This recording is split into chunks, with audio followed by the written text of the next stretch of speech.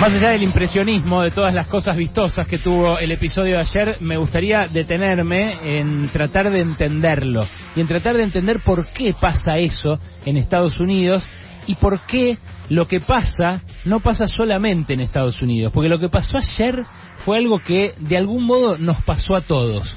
Esto no lo digo yo, lo dice una gran teórica estadounidense llamada Nancy Fraser, una cientista social, socióloga, politóloga, antropóloga, tiene estudios en todo eso, y bueno, una de las más lúcidas de este momento.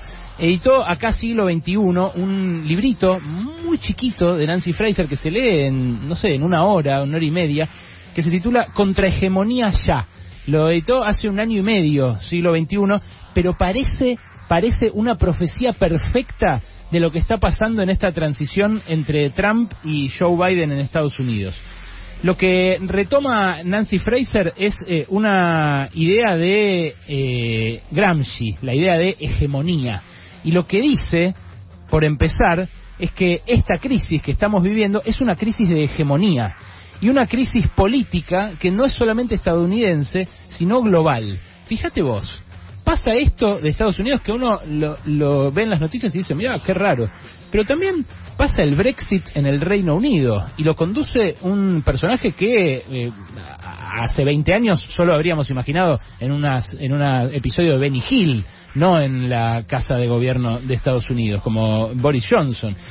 También en la Unión Europea empieza a menguar la legitimidad de todos los partidos socialdemócratas y de centro derecha que hicieron la Unión Europea. En todos lados emergen partidos racistas, anti-inmigrantes, partidos de extrema derecha, también emergen sectores de izquierda que están en contra de la integración europea y del sentido común, de la hegemonía que imperó desde la caída del muro para acá.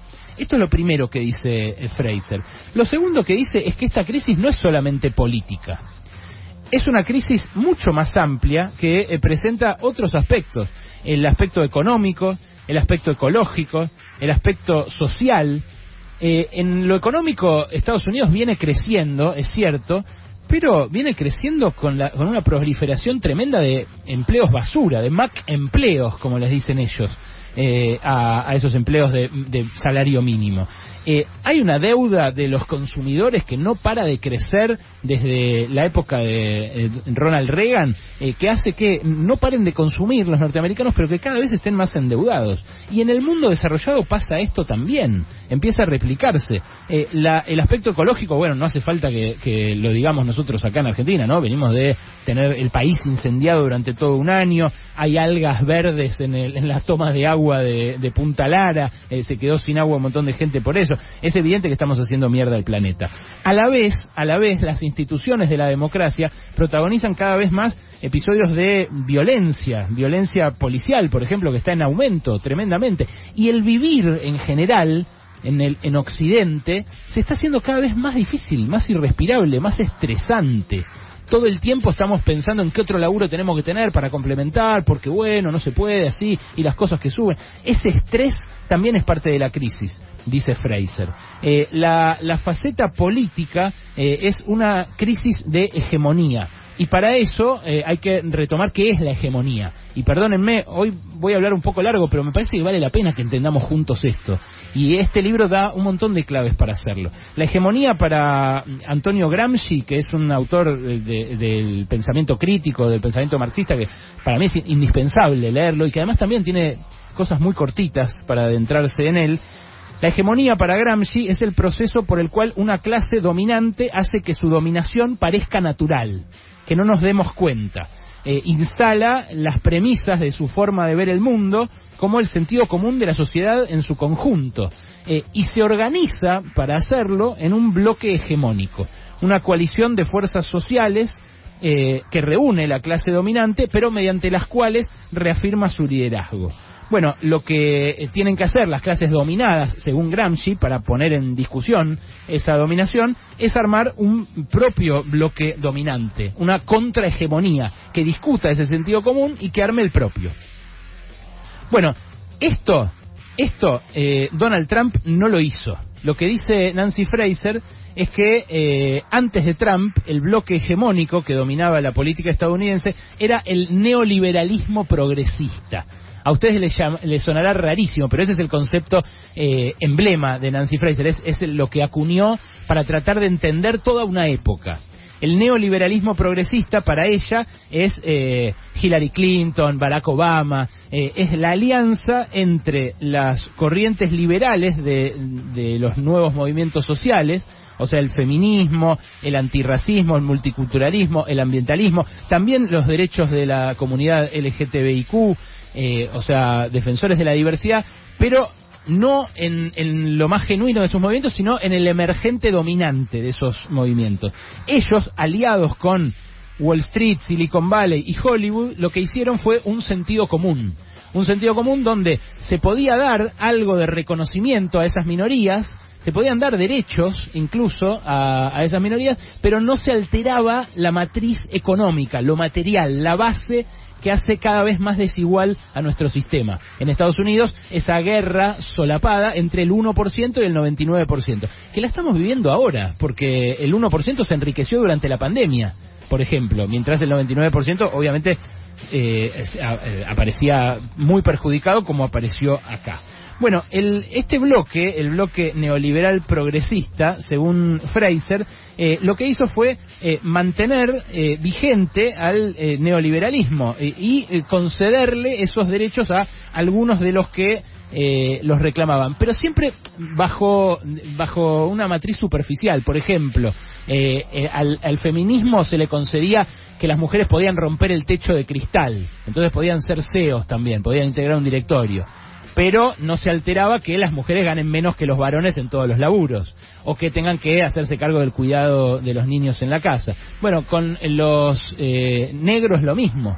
En Estados Unidos, de repente, con Obama pudo ser presidente uno, pero no se alteró que la mayoría de los presos son negros en Estados Unidos, por lejos, y también la mayoría de las víctimas de represión policial y demás. Bueno, todo ese descontento que acumuló el neoliberalismo progresista, que sí, si están pensándolo, yo también lo pensé cuando lo leí, acá fue Macri un poco eso, ¿no? Porque acá tenías a Lucas Liach, que hablaba, decía cosas progres, estaba a favor del aborto, lo tenías a Hernán Iglesias, tipos así como copados de Palermo que apoyaban una política de derecha muy restrictiva en lo económico, en lo material. También el macrismo fue conservadurismo hecho y derecho, no es que fue todo esta nueva derecha, también tuvo sus echeveres, ¿no? Pero no me quiero venir a la Argentina, quiero seguir en la idea de Fraser.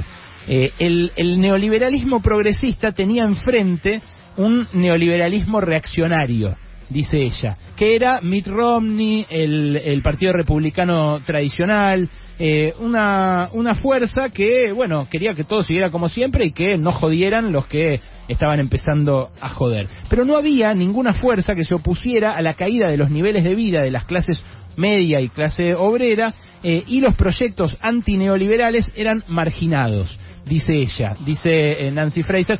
Todo esto entre el año 2000 y el año 2015, 2016, cuando emerge Trump. Bueno, la irrupción de Donald Trump fue un terremoto en Estados Unidos, y ese terremoto se produjo en el medio del desmoronamiento de los dos grandes bloques hegemónicos que eran hasta ese momento el neoliberalismo progresista y el neoliberalismo reaccionario, según ella, los tradicionales republicanos. Bueno, esa crisis se manifestó por dos costados. Por un lado apareció Trump, por el otro lado apareció Bernie Sanders. Pero claro, a Bernie Sanders lo neutralizó el propio Partido Demócrata, con su reflejo conservador de poner a Hillary Clinton en su lugar con una montaña de guita que directamente puso Wall Street. Esos dos intrusos, y acá la leo textualmente a Nancy Fraser, esos dos intrusos esbozaron los lineamientos de un nuevo sentido común, cada uno a su manera. A lo sumo, la retórica de campaña de Trump sugería un nuevo bloque protohegemónico al que se podía denominar populismo reaccionario.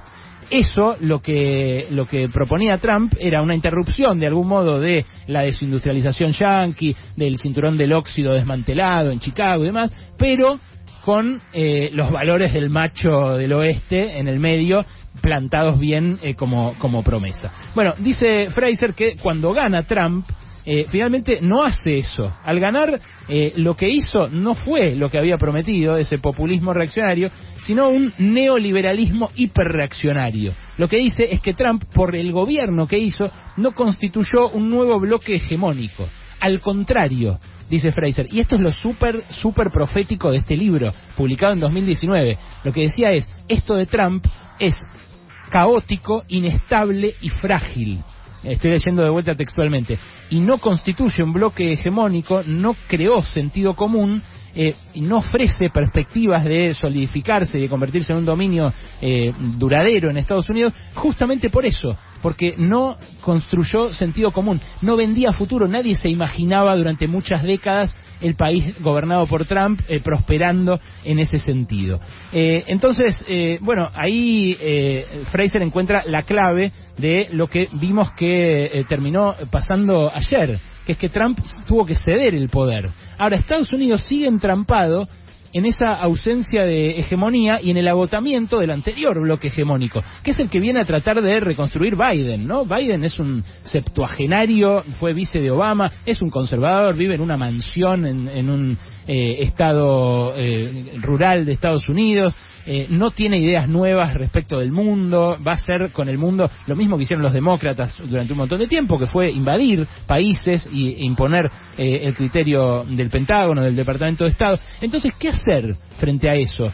¿Qué hacer? Se pregunta Nancy Fraser al estilo de aquel clásico de Lenin. Bueno, ella propone un populismo progresista que a su juicio encarna Bernie Sanders, ¿no? Es parte de esa izquierda, o de esa, como lo llaman ellos, democracia radical que proliferó en Estados Unidos y que apoya a Bernie Sanders, a Alexandra Ocasio-Cortez y demás. Pero ella dice y admite, y me parece interesante esto, que el populismo progresista, que incluso Sanders, podría ser transicional, una estación de paso, leo textual de vuelta, en el camino hacia alguna nueva forma postcapitalista de sociedad.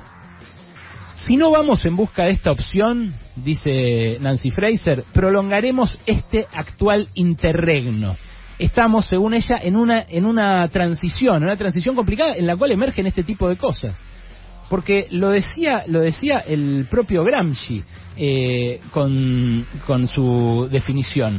Lo viejo no termina de morir y lo nuevo no termina de nacer, y en ese interregno nacen los monstruos, nace lo mórbido, decía Gramsci en el original. Bueno, si no vamos en busca de esta opción, dice Fraser, vamos a prolongar este interregno. Eso equivale a condenar a trabajadores de todas las convicciones y de todos los colores a un estrés creciente y a una salud menguante, a un aumento imparable de la deuda y al trabajo excesivo, al apartheid de clase y a la inseguridad social. Por eso, me parece a mí, y por eso les recomiendo este libro, Contra Hegemonía Ya, de Nancy Fraser, que lo de Estados Unidos no es de Estados Unidos nada más, no debe circunscribirse allá. Por eso me parece a mí que lo de ayer no fue una foto de la decadencia de un imperio nada más, sino la imagen de una época. Acá también se ve, acá en Argentina también se ve. Lo viejo, el bloque hegemónico que sustentaba a Macri, no termina de morir, aunque murió un poco en las elecciones donde él perdió en primera vuelta. Pero lo nuevo tampoco termina de nacer. ¿Por qué? Y bueno, porque el gobierno no decide si va para acá, si va para allá, avanza, retrocede, y en ese limbo, en ese interregno, puede aparecer cualquier cosa. Puede aparecer cualquier cosa. Puede aparecer cualquier Bolsonaro, puede aparecer cualquier Trump, puede aparecer cualquier Milei. Ojo, no digo que sea una posibilidad muy probable, pero como decía Gramsci, como dice Fraser, cuando no hay hegemonía, cuando no hay promesa de futuro, cuando uno no entrevé algo como proyecto para sus hijos, para su propia vejez, para la realidad, y medio que puede pasar cualquier cosa, y eso que puede pasar en general es una mierda. En general es una mierda. Así que empujemos, porque después de la crisis, todavía, y si nos movilizamos nosotros, y si peleamos, como decíamos el año pasado, después de la crisis, todavía puede haber algo mejor.